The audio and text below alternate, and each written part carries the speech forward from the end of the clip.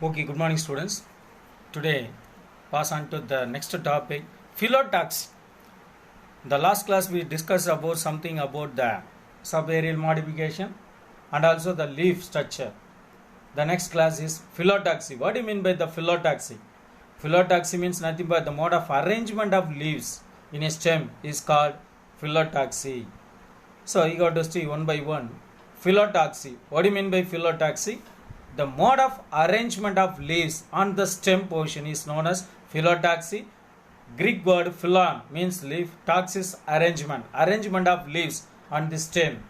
Phyllotaxy is to avoid overcrowding of leaves. Phyllotaxy is to, what is the importance of phyllotaxy? Is to avoid overcrowding of leaves and exposes the leaves maximum to the sunlight for photosynthesis. Photosynthesis purposes it will be exposed to light source. The four main types of phyllotaxy are alternate, opposite, and ternate and hold. Alternate phyllotaxy is the opposite phyllotaxy, ternate phyllotaxy, hold phyllotaxy.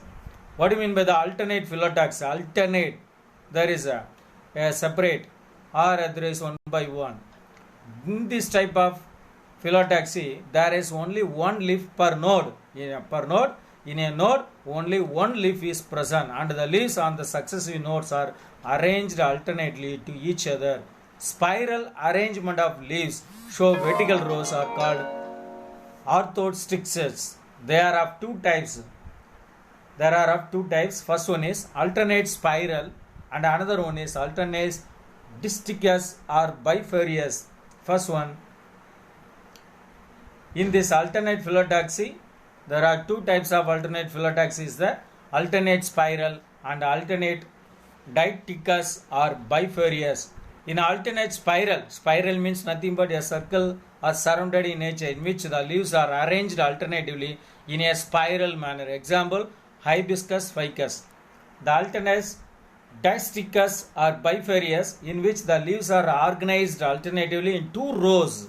These are arranged on either side of the stem. Example, Monoon longifolia, Polyalthia longifolia. That is called, there is a new name for Monoon longifolia, that is called Polyalthia longifolia.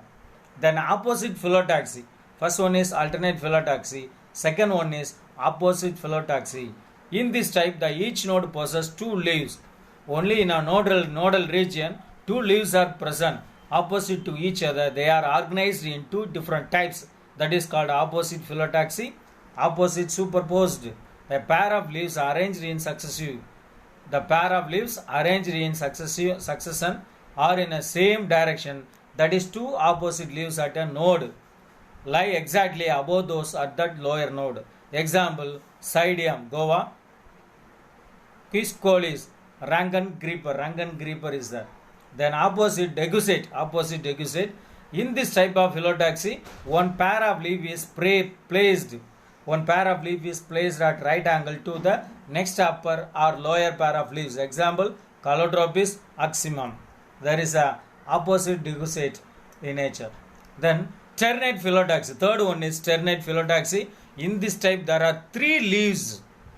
Are attached at each node. Example, Nerium. 3 nodes. In this type, there are 3 leaves are attached in a single node. Example, Nerium. The next one is hold, verticillate type of phyllotaxy. In this type, more than 3 leaves are present in a hole at each node of forming a circle or hole in nature. Example, Alamanda. There is 4 leaves are there. Or hold. There are 3 leaves. More than 3 leaves are present in a hole-like structure in a nodal region, that is called hold portion, hold phyllotaxy. The next one is leaf mosaic. Leaf mosaic leaves tend to fit in with one another and adjacent themselves in such a way that they may secure the maximum amount of sunlight with the maximum amount of overlapping is there. The lower leaves have longer petioles and the successive upper leaves possess the shorter petioles are there. In a lower leaves, they have longer petioles also there. In upper leaves, only a shorter petioles only present. Example, Acalipa indica. You can see which type of leaves are arranged. Alternate foliatia. In an each node, there is alternately the leaves are present. Opposite superposed guava. In opposite direction, the leaves are present. Opposite decussate calotropis. Calotropis, there is a opposite decussate in condition. The leaves are arranged. In Tamil, kurkumarg. Ternate. Ternate means there are 3 leaves it will present. Nerium, that is a good example for nerium. Then cold type leaves. Alameda is a good example for cold. There are 3 then 4 leaves are present in a single hole. That is nothing but a hold, alamanda. Then leaf type. The pattern of division of a leaf into discrete components or segments is termed as leaf type. The pattern of division of a leaf. A pattern of a division of leaf into discrete components or segments is termed as leaf type.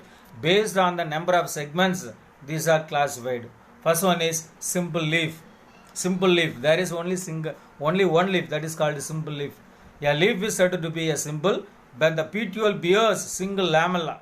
Lamella may be entire, undivided, example mango, or incised to any depth but not up to midrib or petiole, example cucurbita. There is a single leaf only is there. Then compound leaf. Compound leaf means nothing but 2 leaves are there. Compound leaf is one in which the main rachis bears more than 1 lamina. A main axis having more than 1 lamina is called a compound leaf, called leaflets. Compound leaves have evolved to increase total lamina surface. There is one axillary bud in the axil of the whole compound leaf. Only one axillary bud is present in a whole compound leaf. The leaflets, however, do not possess axillary buds. The next one is pinnately compound leaf. Pinnately compound leaf. Pinnately compound leaf is defined as one which the rachis bears laterally a number of leaflets are there, arranged alternatively or in an opposite manner, as in Tamarindus cassia. Then unipinnate. The rachis is simple and unbranched. The rachis means nothing but the main branch, main one. The rachis is branched which bears leaflets directly on its sides in alternate or opposite manner. Example rose, neem. Unipinnate leaves are of 2 types. When the leaflets are even in number, the leaves are said to be paripinnate, pairs, that is even. Example tamarindus. In a tamarindus leaf, the leaves are arranged in a even in condition, not in single leaves are there. When the leaflets are odd in number, the leaf is said to be imparipinnate. Example asaridacta. Asaridacta, in a top apex region only a single leaf is there. That is neem plant. Bipinnate. The primary rachis produces secondary rachis. The primary rachis, from the primary rachis, secondary rachis are produced, which bears the leaflets. The secondary rachis known as pinnae. The secondary rachis are known as pinnae. Number of pinnae varies depending upon the species. Example Dillonyx. Then tripinnate. When the rachis branches thrice, that is called a tripinnate.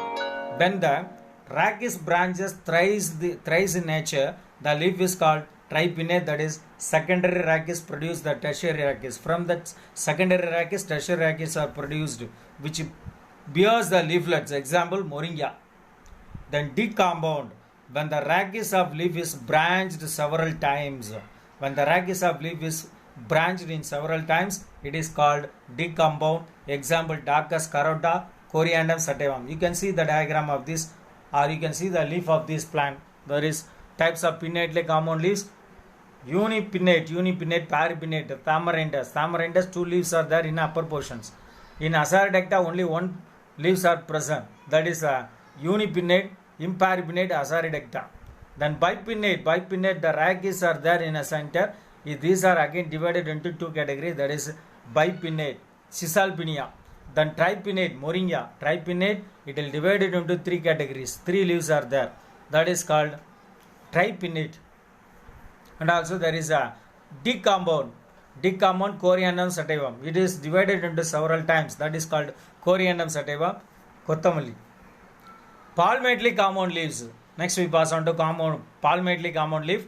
A palmately compound leaf is defined as one which the petiole bears terminally. The petioles bears terminally 1 or more leaflets which seem to be radiating from a common point like fingers like projection from the palm.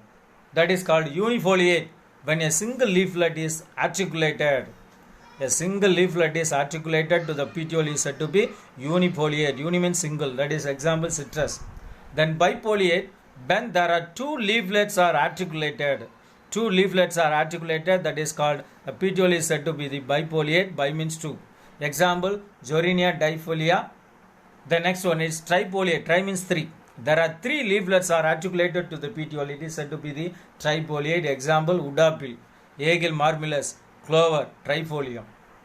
Then quadrifoliate. Quadrifoliate means four. There are four leaflets are articulated to the petiole. It is said to be quadrifoliate. Example, Paris quadrifolia, Marsilia. Then multifoliate or digitate. Multifoliate or digitate. Five or more leaflets are joined and spread like fingers from the palm, as in clome, pentaphylla. Penta means five. Five or more leaflets are joined and spread like fingers like projection from the palm, as in clome, pentaphylla, Bambuck siba. You can see this is the structure. First one is unifoliate, that is citrus. Then bifoliate, Zorina. Two leaves are there. Then trifoliate, Aegil marmellus, Wilbum. Then quadrifoliate, Paris quadrifolia. There are four leaves are there. Then five multifoliate by Bambuck moris. These are the conditions of these plants. Okay, the next one is modification of leaf. The modification of leaf. How the leaves are modified into various functions. That is called modification of leaf. The main function of the leaf is food preparation. You already studied something about the functions of leaf. Main function is food preparation by photosynthesis. Leaves are modified to perform some specialized function. They are described below here. First one is the leaf modification. Spines are there in Opuntia, and hooks, they are modified into hooks, begonia, and leaf blader, utricularia. Then storage leaves, aloe vera, and pitcher plants, nepenthes, pillow clad, acacia. Then floral leaves, Dilonyx, and also tendrils. Some of the plants, the leaves are modified into tendrils. Here these are the types of leaves modified into various forms, a specialized form of structure. Okay, the first one is leaf tendrils. How the leaves are modified into tendrils. In some plants, stem is very weak and hence they have some special organs for attachment to the support. So some leaves are partially or wholly modified into tendrils. So tendril is a slender, wire coiled structure which helps in climbing the support. Some of the modification of leaf tendrils are given below. Here first one is entire leaf is modified into tendrils in a plant's lythras. Then stipules only modified, smilax. Terminal leaflets are modified, Narvelia. Then leaf tip only modified, Gloriosa suburba. Apical leaflet, Pisum sativum. Petiole, Clematis. Okay, these are the structures only modified in a tendril, modified into tendrils. The next one is leaf hook. The leaf hooks are nothing but in some of the plants, leaves are modified into hook-like structure and help the plant to climb. In cat or snail, Begonia angusticotis, an enlarged climber, the terminal leaflets are become modified into three and very sharp, stiff and curved hooks also there, very much like the nails of a cat. These hooks clinging to the bark of a tree and act as organs of support for climbing. The leaf spines of asparagus also act as hooks. Leaf spines and pickles. Leaves of certain plants develop spined structure either on the surface or on the margins or an adaptation to herbivory and xeric condition. Examples, Gingibus argimon mexicana, then Solanum trilobitum, xerophytes such as Opuntia, prickly pear and euphorbia leaves, and stipules are modified into spines. Then prickles are small, sharp structure which are the outgrowth from epidermal cells of stem or leaf. It helps the plant in scrambling over other plants. It is also the protective against the herbivory. Example, Rosa species also there.